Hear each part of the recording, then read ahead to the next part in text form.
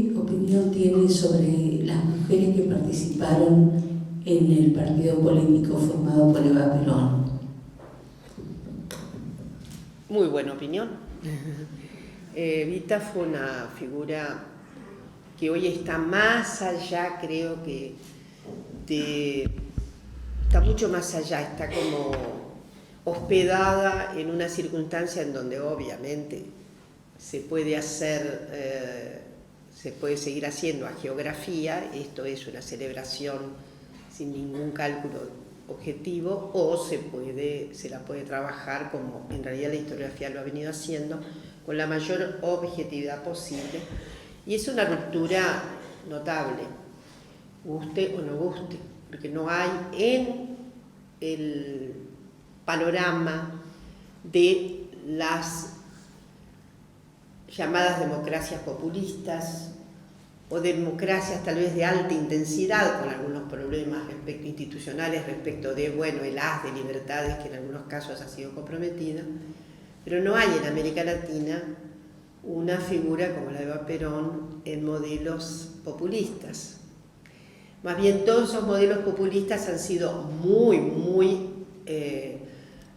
¿cómo diré?, revelan acervos estrictamente patriarcales.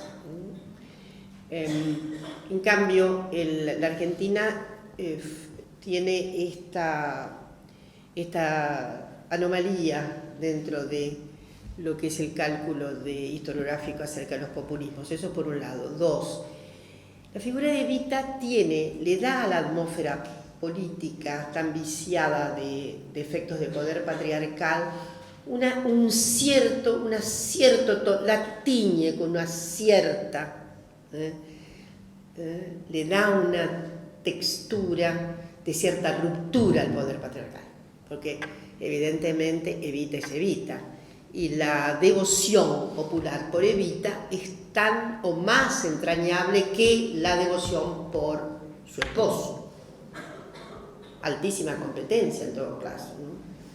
Además Evita muere muy joven y obviamente le agrega un significado muy particular a esa figura que entra dentro de una retórica aún más mítica de una consagración casi celestial. Pero sacando eso de lado, lo que una ve y puede observar es que además tuvo la audacia de imaginarse esa rama femenina. Es una audacia tremenda para la época.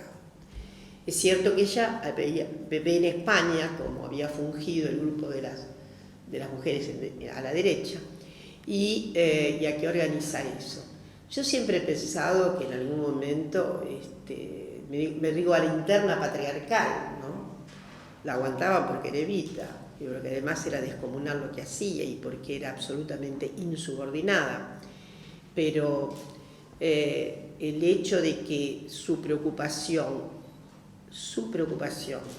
se maximizara con relación a las mujeres y los niños está patentizada en la obra de la Fundación. La Fundación Eva Perón está destinada ¿a quiénes? A mujeres y a la niñez.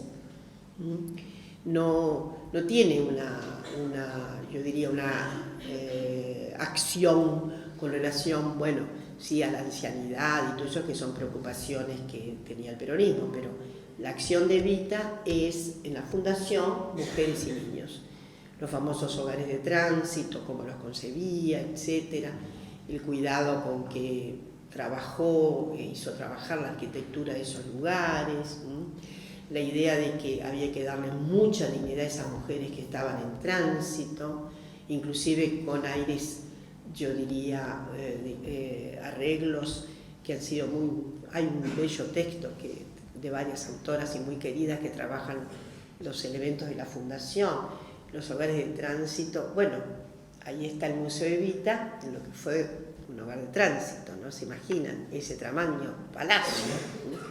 Su preocupación para que hubiera requinte, para que hubiera mucho más que decoro, hubiera hasta lujo.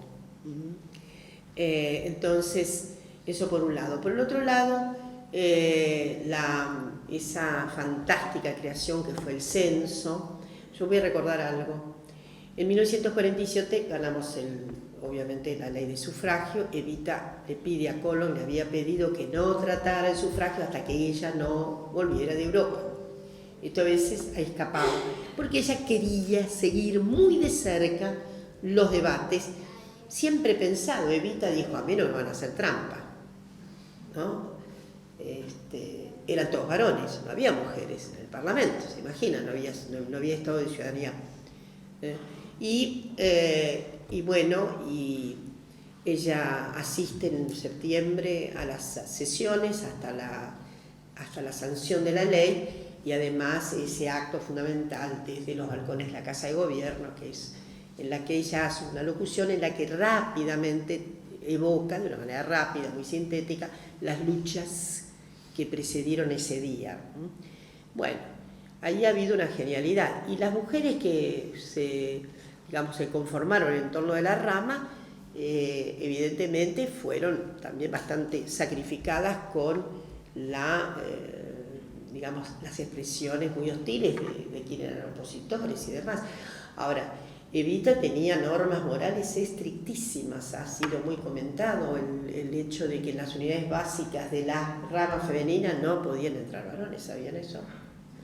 Si las venían a acompañar tenían que quedar en la puerta. ¿Por qué no se podía entrar? Para que no hubiera la mínima posibilidad de que se transfirieran contenidos de dudosa moralidad a la actuación de esas unidades. En fin, yo creo que ella fue una transgresora completa en el sentido de la escena política ordinaria de nuestro país, y que obviamente tenía recelos del feminismo. El feminismo tenía mucho más recelos de ella, así que vaya la cuestión. Pero hay ahí una impronta muy notable en la historia de las mujeres del país, ¿no? Porque es el peronismo el que va a llevar una leva notable de mujeres al Parlamento, más del 25%. Estoy hablando del año 1951, en que estaban muy lejos los países de América Latina de esos estándares y en realidad algunos lugares en donde había voto para las mujeres, como es el caso, los primeros países que dieron voto a las mujeres en América Latina fueron Ecuador, en un momento muy extraño, Cuba, Brasil y Uruguay. Primero fue Ecuador en el 29, 32 Cuba, 32-33 queda sentado en Brasil y Uruguay. El Uruguay de todas maneras tardó mucho tiempo en que se plasmara efectivamente, en que se efectivizara o efectivara el voto. Y en Argentina, perdón, vieron que soy muy charlatana, les cuento algo muy, muy divertido. El voto se da en el 47, había que empadronar a todas las mujeres, y había quedado, obviamente como supérficie del estado de ciudadanía de los varones. El estado de ciudadanía de los varones está impregnado, ligado al sentido de movilización por la patria, por la cual el orden de su inscripción, clase, que es el año de nacimiento, es fundamental, porque eso significa la posibilidad de movilizar militarmente. Entonces, ¿qué pasaba? Los varones estaban empadronados por clase. Gutiérrez, Ramón, clase 1921, ¿no? Y así. ¿Se imaginan? El empadronamiento de mujeres, la regla decía, tiene que hacerse por la clase. Escándalo total. De modo que en 1948 se vuelve a debatir en el Congreso la forma del empadronamiento de las mujeres. Es divertidísimo el orden de los discursos. ¿Cómo se va a humillar hacia las mujeres escrachándolas más o menos con la fecha de nacimiento? Y eso obligó a que se determinara una otra forma de empadronamiento, que es la de ninguna insinuación siquiera del año de nacimiento. Entonces, y eso demoró bastante, y después, entonces, hasta que se consagró todo ese empadronamiento, etcétera, etcétera, hasta 1951. pero el peronismo es un hito histórico en la no solamente por el voto, de todas maneras hacia el 47, todos los partidos que contendieron, todas las fórmulas que contendieron en 1946, las elecciones fueron en febrero del 46, todas. Yo creo que no hubo ninguna que no sostuviera el voto de las mujeres, porque ya estaban los acuerdos de Chapultepec que determinaban, acuerdos que habían digamos, en los acuerdos para las naciones americanas, de lo que era el anticipo de la OEA entonces, para que se consagrara el voto de las mujeres. Entonces, yo creo que, pero es difícil decir, es difícil pensar contrafácticamente qué hubiera pasado si no hubiera sido por la acción tan decidida de Evita. Evita, obviamente, apostó a que las mujeres le daban el voto a Perón y no se equivocó nada, porque la mayor proporción de votos que gana Perón en las elecciones del 51 se deben, obviamente, a las sufragistas, a las que sufragaron, por su condición femenina. Entonces, guste o no guste, hay otra realidad. La Unión Cívica Radical, que tenía muchísimas mujeres, una cantidad importante de mujeres, inclusive tuvo una feminista de nota, a Clotilde Sabatini, a la sazón era de Barón Visa, pobre, terminó siendo víctima de Barón Visa, pero Clotilde era una mujer del radicalismo muy empeñada en los derechos de las mujeres, ¿no? Después lo que pasa es que Clotilde, bueno, se queda, cuando se divide se va para la Unión Cívica, para la UCRI de Frondizi, y entonces ha quedado como medio destartalada su figura dentro de lo que serían la historia de las mujeres del radicalismo, pero sí una mujer de enorme vigor. El problema para las radicales era el no reconocimiento de su partido.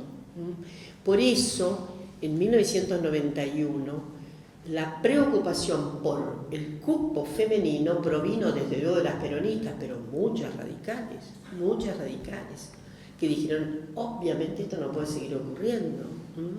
El no reconocimiento de las mujeres en general. Todos los partidos políticos en Argentina, inclusive los conservadores, han tenido núcleos muy de mujeres muy militantes. Ni se diga las izquierdas en este país. El Partido Comunista tiene un combustible notable en muchísimas militantes mujeres y en fin, y las mujeres además soportaron en general la Guerra Fría como los varones, ¿no? Es una página que se está haciendo ahora, Género y Guerra Fría, como las mujeres, si me permiten cuento otra historia, estoy llena de historias. Hay una historia muy dramática de una mujer muy hostigada durante la Guerra Fría, que fue Cristina Arbenz, también Cristina Arbenz, la mujer de Jacobo Arbenz. Cuando la derrocada de Arbenz, que fue tremenda, 1954, si mal no me acuerdo, Cristina era una figura que se había contagiado mucho con la figura de Evita. Y Arbenz es uno de los, hace un gobierno que toma una serie de medidas, entre ellas, desde luego, nacionalización de la United Fruits, una oposición al imperialismo tremendo, una idea de mejor redistribución del ingreso y demás. Guatemala estoy hablando, ¿no? Y obviamente cae de una manera muy articulada, la CIA propicia todo, hace toda la articulación, es clarísimo el diseño, la articulación, la estructura logística y la estructura para sacar a Arbenz del poder. Y ahí estuvo mucho tiempo refugiada en la Embajada de México, no podían salir. Ahora, la hostilidad contra la mujer de Arbenz fue tremenda, terrible, padecimientos tremendos. Además ellos estuvieron, perambularon por el mundo en varios países durante su exilio. Tuvo una tragedia tremenda, tienen 2 hijos que se suicidaron. Pero es particularmente el ensañamiento contra esta figura, es una página propia de la Guerra Fría, ¿no? Hace poco escribí sobre esto, así que tengo bastante frescas estas cuestiones. He olvidado un movimiento muy importante al que tuve la suerte de ver, de estar cerca y de el primer movimiento que contesta la dictadura de Brasil es el movimiento femenino pela anistia. Es un movimiento muy interesante que también usa la treta de la apoliticidad. Y al mismo tiempo, era doña Teresina, una figura muy importante, su marido había sido uno de los generales que había apoyado a Goulart, y ahí les cuento que ese movimiento femenino pela anistia se extendió por todo Brasil, sobre todo São Paulo, la región donde yo vivía, Minas Gerais, Belo Horizonte tenía un bastión muy fuerte. Había algunos entredichos internos, sobre todo porque Teresina se ponía mal cuando había una cierta orientación política o cuando había alguna excesiva muestra de feminismo. Más bien ella quería algo que se articulara en un sentido que no diera mucha incomodidad al régimen, pero que mostrara al régimen la necesidad de una amnistía política. Esa era la cuestión. Pero eso es un movimiento que fue muy interesante en Brasil y que después dio lugar a otros y otros movimientos, que no puede no ser evocado. Como también en Chile, ustedes saben que hubo dos movimientos, el movimiento de las mujeres conservadoras con Pinochet, que es todo un trazo de esta sociedad, y las mujeres que lucharon contra la dictadura, y ahí en esas luchas y demás hay que reconocer a una figura muy importante del feminismo latinoamericana, que fue Julieta Kirchhoff, menos conocida tal vez, pero fue una figura de muy notable, muy lúcida, y de las que retó fuertemente la necesidad de que la política se entendiera con el feminismo y las feministas se entendieran con la política. Lamentablemente murió joven, muy joven.